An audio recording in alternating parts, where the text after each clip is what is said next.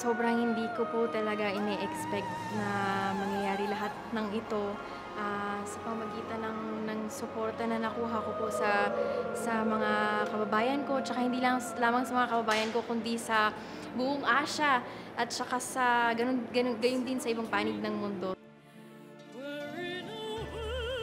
Sobrang ang laki ng tulong din na nagawa sa akin ng Asia's Got Talent kasi sobrang para sa akin imposibleng pangarap ito na nangyari sa akin na isa lang akong ordinaryong estudyante at nakarating ako ng ganitong kalayo, na-meet ko yung mga idols ko like si David Foster. Ang talagang number one source ng strength ko ay ang aking nanay.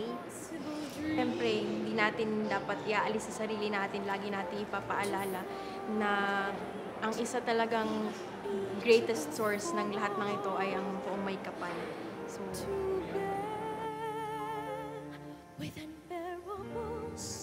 ako po kasi sa totoo lang, hindi ako yung fashionista na tao.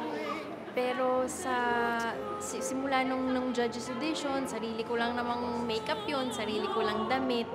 Masasabi ko po talagang hindi naman ako fashionista na tao.